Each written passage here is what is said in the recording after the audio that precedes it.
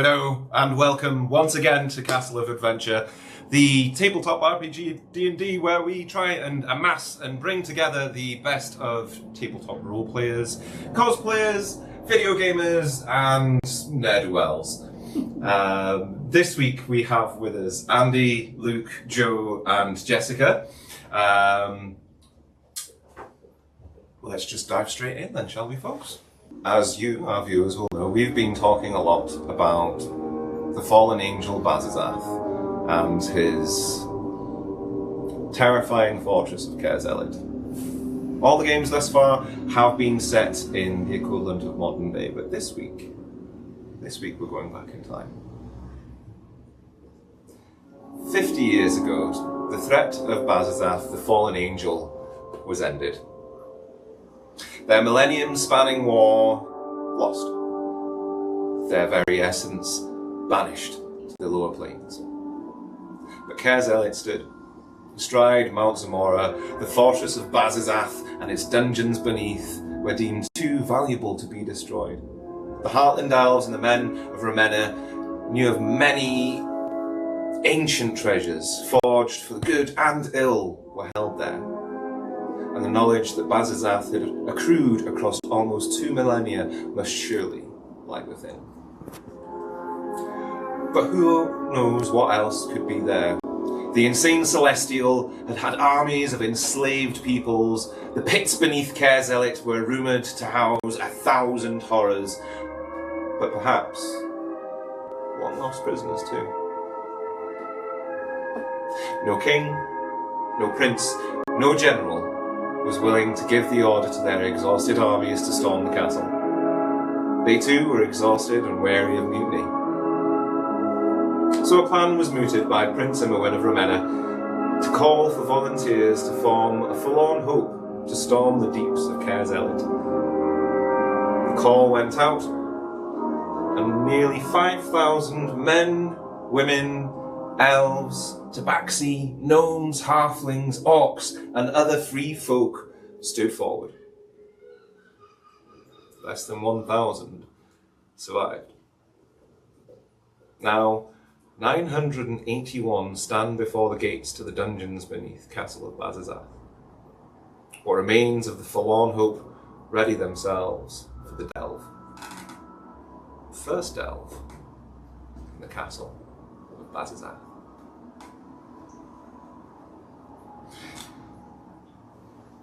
The road here for all of you has been long.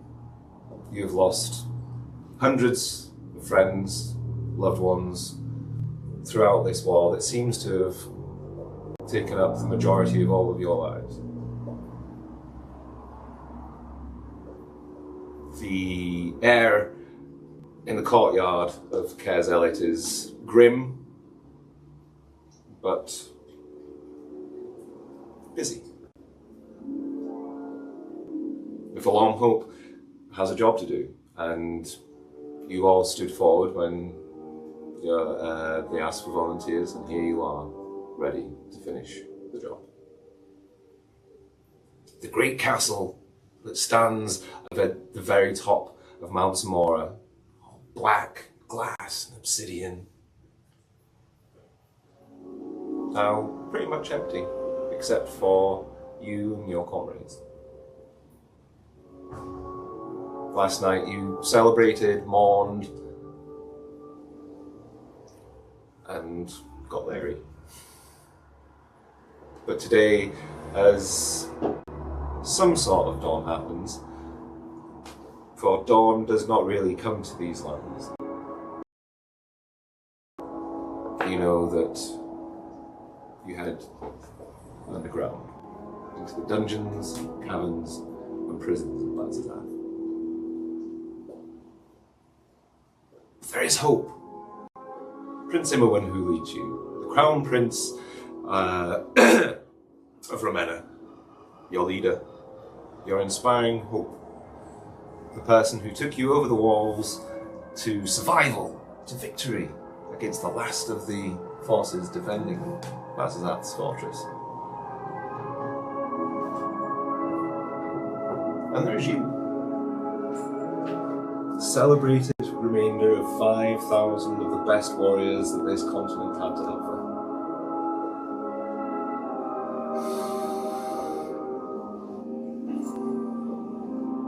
Hawthorne.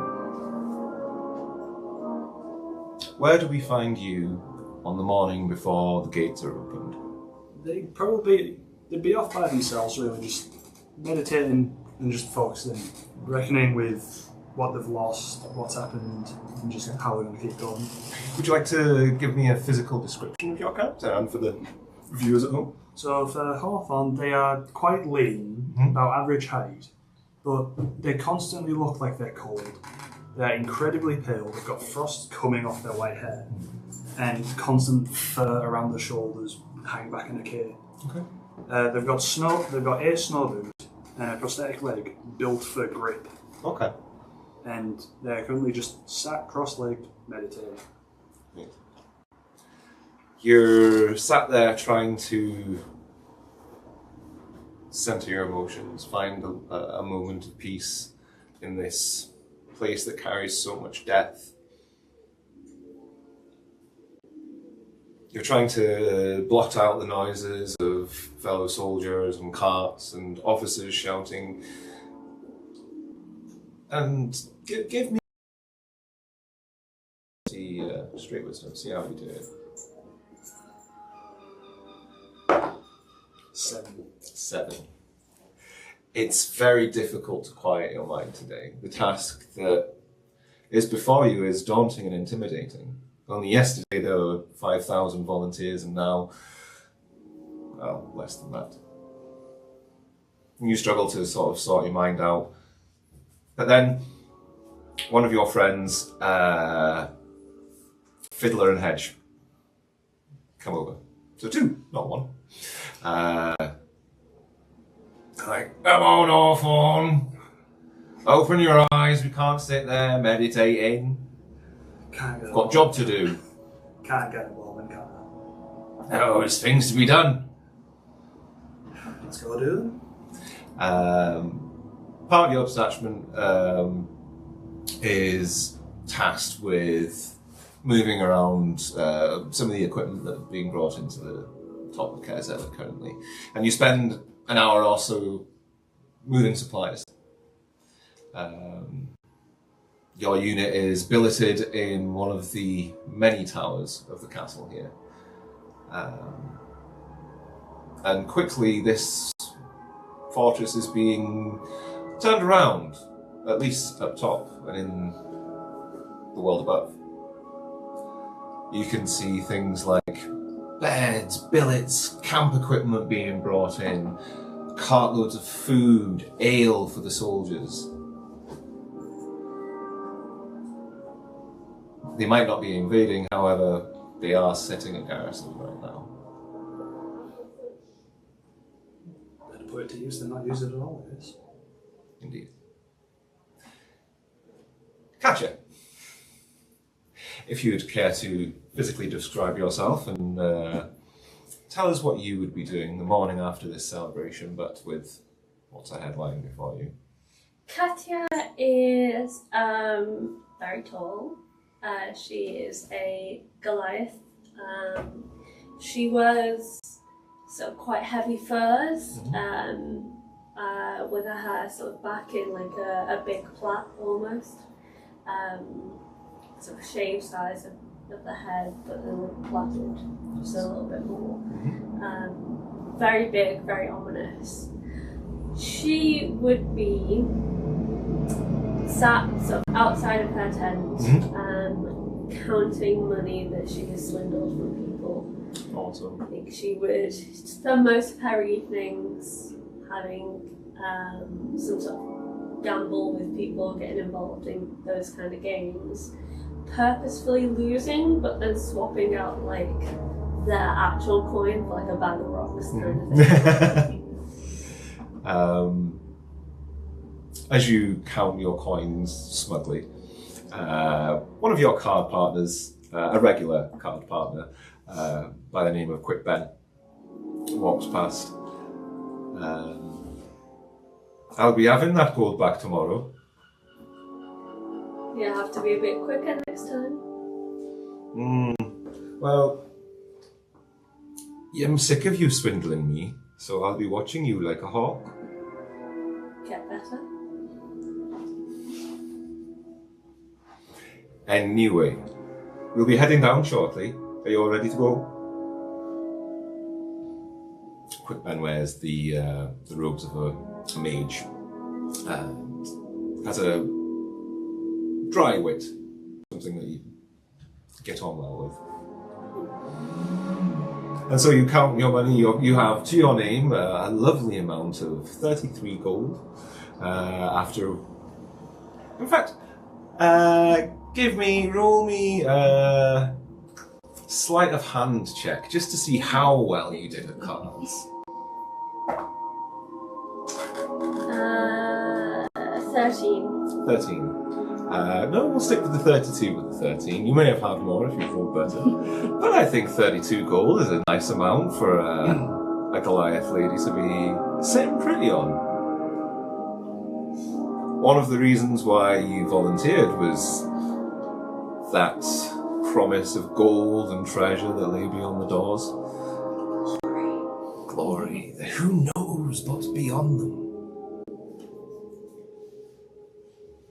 So you put your things together, you find the rest of your company. Celine. How would we find you this morning, if you care to describe yourself for everybody else? Absolutely. So I'm Celine, grey tabaxi. Cool. Looks a little bit fluffy around the extremities. Extra fluffy ears, extra fluffy paws. Small inside. Okay. If they were anywhere near Katya, there'd be a random difference between the two. She's the last of her sisters. They were all very slinky, black cat row, swashbuckler fighters, and she always wanted to follow in their footsteps like her big sisters, but they've all sadly perished during the war. And she was never made to be a fighter. She's a cleric, so her focus has always been on looking after people. She's just a big floof, really. Okay. So you'll probably find her this next morning, given all of the sort of horror that's been seen, going around and comforting everybody, trying to bring a smile to people's faces wherever she can, and just generally try to be a usual upbeat self, whilst still hoping deep down inside that she might be that slinky, femme fatale. One day, you never know, but really it's not her. You're doing the rounds, sort of taking on the sort of role of regimental mum. You check in on your friends, you make sure that people who are going without don't. You have a reputation for being a bit of a fixer. If somebody needs something, you will find it for them, purely because that's just who you are. You've been in the medical hall for the last 8 hours, and you've just finished your shift with hardly a second to spare for yourself before the gates are opened and you're called to go down. And you see one of your closest companions, a female elf with the nickname of Rumjugs. She's sat in the shadow of the gate, and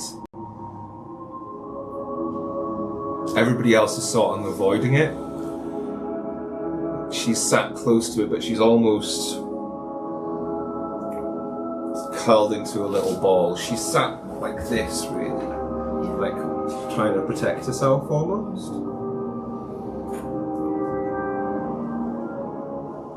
She looks very far away, very distracted. Celine comes on over and sits next to her. She's like, are we okay? How's it all going? This is a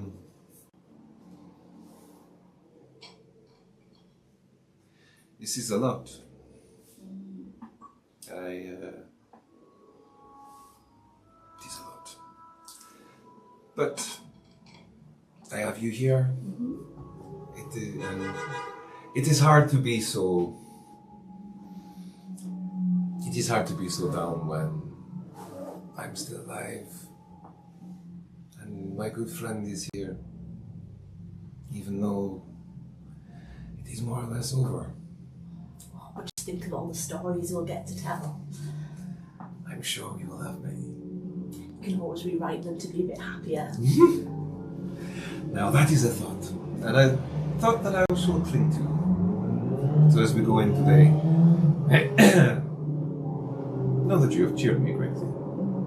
She gives you a little pat on the shoulder, but while doing it, I'd like to try and very secretly do a little bit of a healing word, just a little bit of a love, but not obvious, if that's okay. You cast healing. Give me a. Are you doing it subtly? I'll try and do it subtly. Okay, Yeah. give me a little sleight of hand check. Yeah, sure. That's great. 19. 19. It's just as you walk away and your hand was sort of on her shoulder, almost around her, and as you pull away and walk off, your hand just traces across her back as you cast healing word. You say get well soon, and she stretches, she straightens up, she moves out of the shadows and steps into the light. And you feel like you've helped somewhat with her troubles. Craven. Yes. Where do we find you in this one, if you care to describe your character and how they look as well? Yeah, so Craven, he's an elf, so if you imagine tall, thin. He's high elf paladin, so he has some light armour. Long hair, cloak, dark eyes. He would possibly be the last one out of the tent. You know, holding his head. Why did I agree to do drinking games with half of the bloody squad? Looking around, he can see there's things that needs to be done, so he kind of sucks it up. Decides, right, where am I going to be needed? You find an open water barrel, splash a vigorous amount of water onto your face to wake yourself up. Looking around, you can see Ferret and Rockface, who are both in your unit. They're sort of doing checks on everybody's kit bags, going through, making sure everybody's got a small amount of bandages and stuff like that, making sure that everybody has sort of kit knives, food, rations, all that sort of thing. They you have been told that you're going underground. You don't know if it's an extended stay or if it's just an in and out today. Right. But just to make sure, you're being tasked with making sure that all the equipment packs are ready and primed. Okay. Do you join up with them, or? Join up with them. Okay. Have we checked all the bags that are fully... I mean, we have another 50, 60 or so ago. I mean, there would have been more, but you've been in bed all morning. So, but you were in some nick last night, and... Yes, well, let's not dwell on it. Well, you did lose all your money to that Goliath girl, so... I'll be getting that back. You spend an hour going through all the rest of the packs, making sure everybody has rations, torches, rope, pitons and hammers. All the things necessary for an elongated time underground. Okay.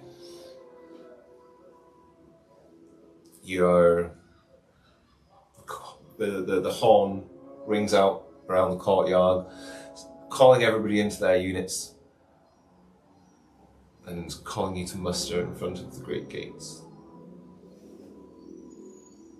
These twisted iron edifices, sort of casting a bit of a pall on the camp, sit at the far end of the courtyard. What look like clawed hands act as hinges for the doors as they swing open towards you all. And only shadow awaits what's left of this ragtag army. Prince Imowen stands before you. He shouts up, "I know not what lies within these halls, but know that we are the first shield for the rest of the free people. I don't know how many of us will survive. I don't know if any of us are going to survive. But what we do makes a difference here and now. I am proud of you. Proud of anything that we've ever accomplished. Here we stand. What we do today will change the face of this continent. And everything that we've done before is already legend. You will all, always be heroes." Katia in the crowd just like raises her hand. Like, You see Imowen smile. "Yes, Katya." are you coming in too? You're using "we" a lot. "Yes, unlike capitalist bosses, I too will be coming in with you to brave the... All the way? I've never left you yet. I will never do so. She turns to like whoever's next to her and she's like, "So when we meet a big monster, we push him." Oh, You look, I no. imagine you'd be quite tasty. You know? No, you can't push him. How are you then? It's very brave. You can't do that. You see Imowen take a torch from his shield bearer pickup. He lights it on one of the sconces that burn outside of the great iron gates. And he just steps forward into the darkness. The sergeants around you all scream, "Onward!" And as one, you hear the as nearly 1,000 people march into the darkness. So I have dark vision. That's fine. That's A-okay. Can I say anything? Yeah. This first part, as you go through, and as you pass under that arch, the bright hope of the day, as you step further and further inward, so each step that hope gets a little bit less. But the hallway that you find yourself in it's made of cut stone. It's huge granite blocks that are shoring up whatever lies around. Yeah. There are torch sconces, and as people move forward and move past, those who are bearing torches light them as you go on. Prince Imowen at the front, constantly lighting your way. You're marching for the better part of 3 hours when this huge, it's more like a highway, turns from this great corridor into a much larger hall.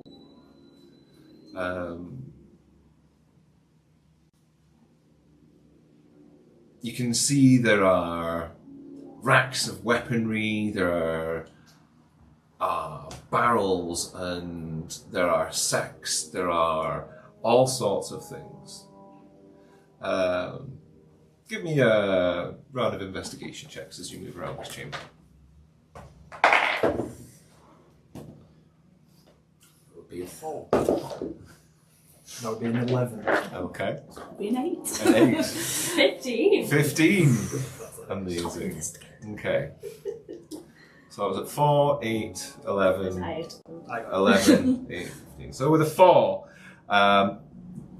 No. You find, no, you do find stuff. Right. But you find obvious stuff. You find crates of iron ore. You find sacks filled with what's now really mouldy stale bread.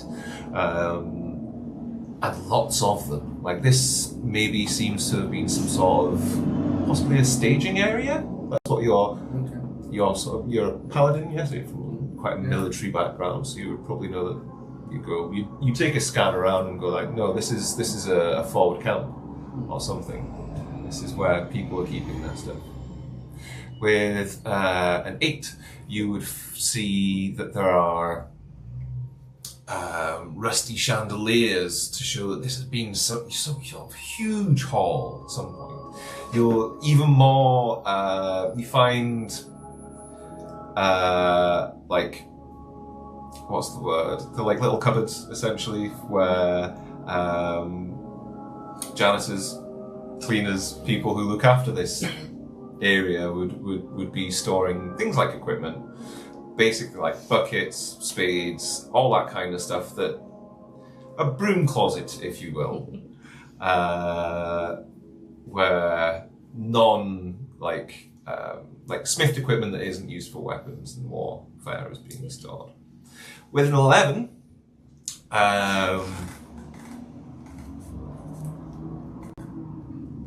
you walk the hall and you see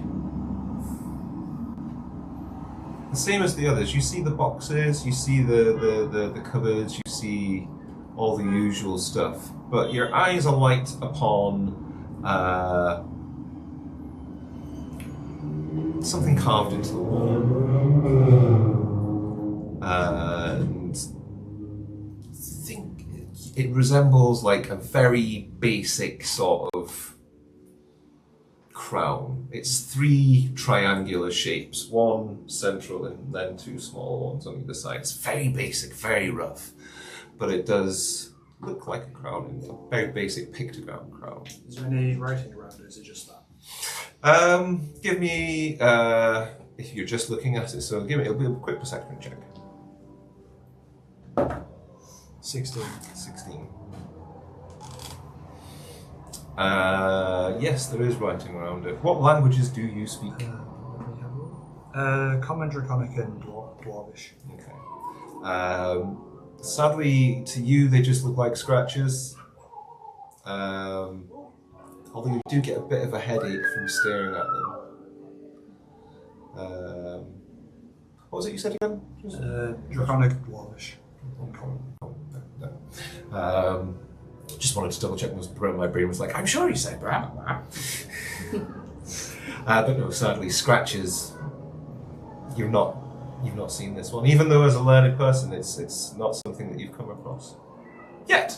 You think as one, perhaps you'll look into it more.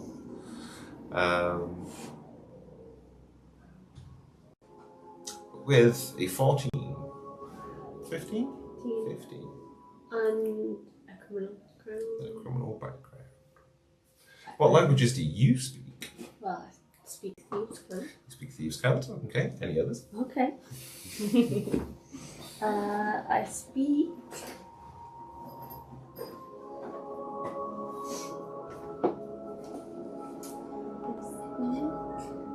Sorry.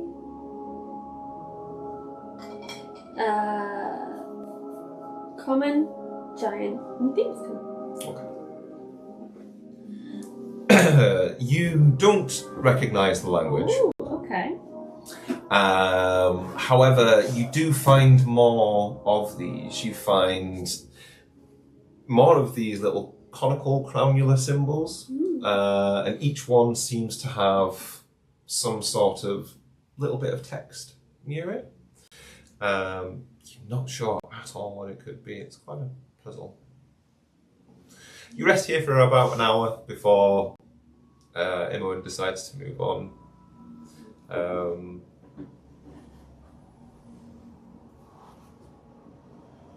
Just so you're aware, you do have like offices and things that you can point things to, and also Prince Imoen. Don't feel like, oh, it's a prince, I can't say anything to him. You've fought with this person, so if there was something that you wanted to bring to their attention, just be like, Princey! I'm already ahead of them. I'm going to try and push him in a step. You first, Johanna. But the march resumes.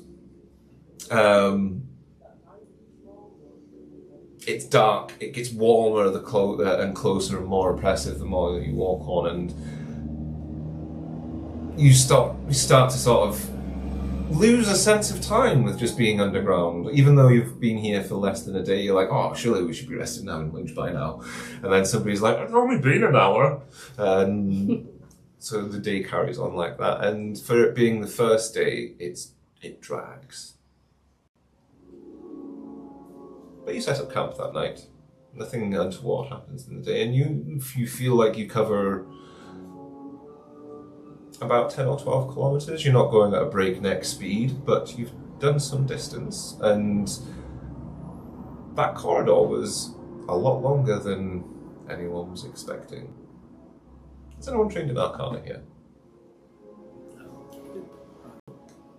Quite interesting.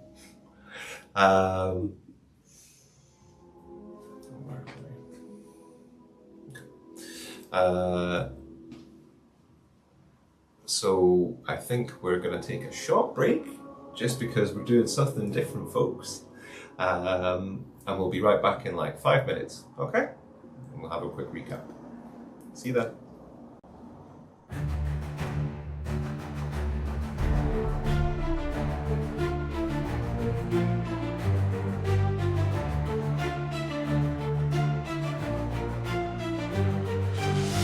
Gather round, brave souls, our quest begins tonight. Legends unfold in the castle's light.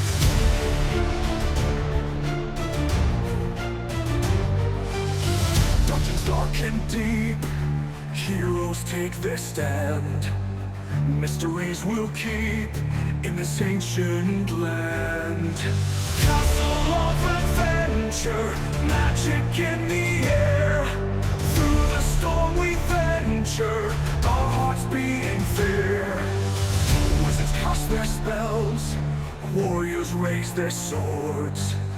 In the night it swells with forgotten words. Castle of adventure, magic in the air. Through the storm we venture, our hearts beating fear.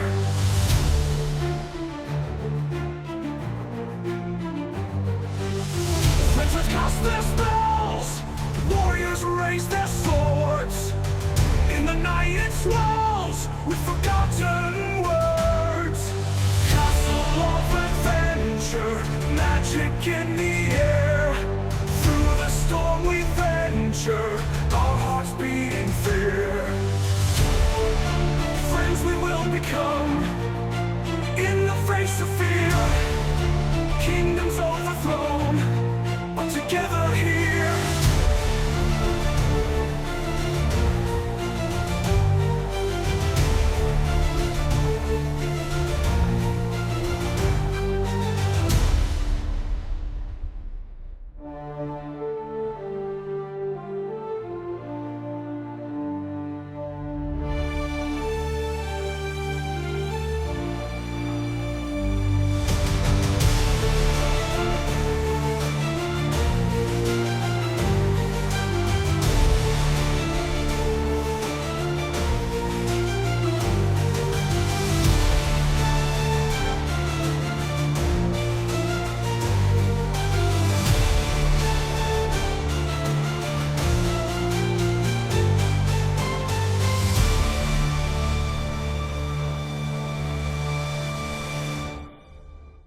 Friends we will become in the face of fear. Kingdoms overthrown, but together here.